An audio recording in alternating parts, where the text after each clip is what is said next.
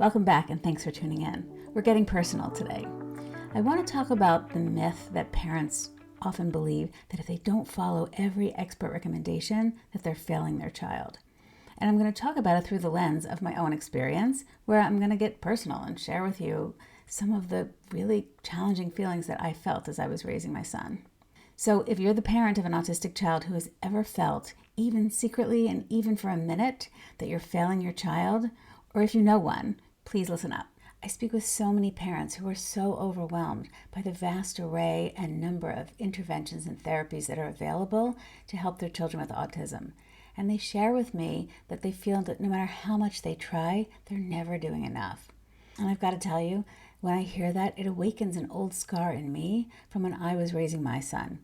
Even though he's now 25 and we're well past that, I still feel that angst.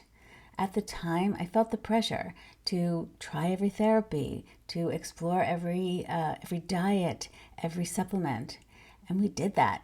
We even, get this, bought an extra freezer so that I could freeze the gluten-free things that I cooked every night when I came home after a full day of work. But I have a confession to make. As I reflect back now, I think that all of the investigating and executing that I did on all of these interventions and therapies, I did that to make up for a deep insecurity and lack of confidence in parenting my autistic son. You see, up until that point in my life, working harder, working more, always led to better outcomes, better grades, better jobs. And I think deep in my brain wanted to tell me that if I just worked harder and worked more, I could overcome this deep insecurity. And there were so many people out there who were ready to aid and abet my driven instincts. There were hundreds of supplements, there were hundreds of experimental therapies, and there were books by parents who cured their children from autism. And there would be professionals out there who would get up on panels and speak and say that if you too just worked hard enough, you could cure your child's autism. So I worked harder, I researched more, I cooked more, I drove more, and I slept less. And in this case, the harder I worked, the less progress he seemed to make, and then the more guilty I felt. I wish I could say there was a light bulb moment where I realized that I had to do things entirely differently, but it was more of a slow burn. I realized I was spending so much mental energy on researching this unwieldy topic called autism that was leading me down one rabbit hole after another, and I began to see that I needed to redirect more of that energy on deepening my understanding of my son, the child who was right before me, this complicated, fascinating little boy.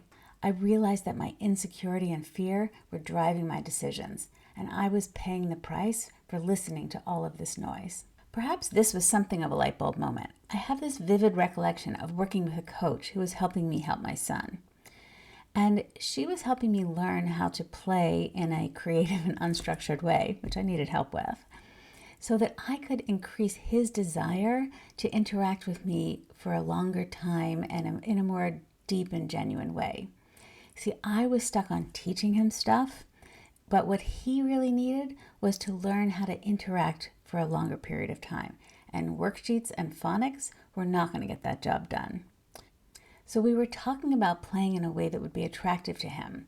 And she modeled using this funny Elmo voice and with a puppet.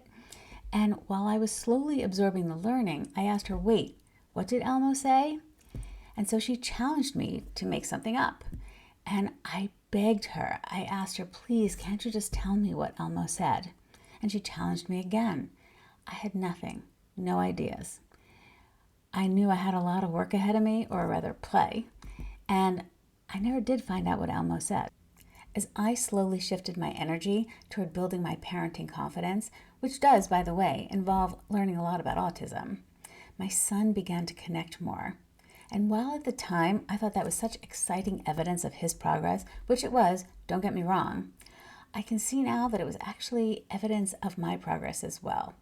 I was learning that when I gave more focus to my son's internal experience, he gave more of his focus to mine, which then extended and enriched our interactions. When I could understand with more depth what drove his actions, I made better and more clear decisions about what therapies and interventions would help him most.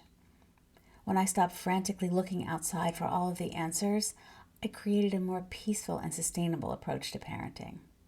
I didn't overcome my fear of failing right away or all at once. I still worried from time to time, what if I don't follow a recommendation? What if I miss something? But as my confidence grew, I did begin to trust that I was making the best decisions that I could or that anyone could based on my knowledge and understanding of my son. I learned to trust my instincts, which were, of course, grounded in my knowledge of autism, the things that I had studied, and in my deep understanding of him. And the more I trusted myself, the more peaceful and loving home I was able to create. So these reflections I'm sharing are just that. I wasn't aware of all of these feelings at the time. I knew that I was bearing this incredible weight, and I know that many of you feel that way too. So I'm sharing these so that maybe they can help you reflect as well. And these reflections are now why I do what I do. In addition to my experience, I then went back to school and earned my master's in education so that I could share all that I had learned in the most effective way possible with other parents. As a parenting educator and coach, I help parents gain both the knowledge of autism and the deep understanding of their children so that they can build their parenting confidence, make the best decisions, and help their children achieve rapid growth. And I help them do that in a fraction of the time that it took me. My program gets results. I'll leave links in the description box on how you can contact me if you think you might be interested in parent coaching. I hope you found this helpful today. Please like and subscribe so that you can get more tips on how to help your autistic child. You've got this.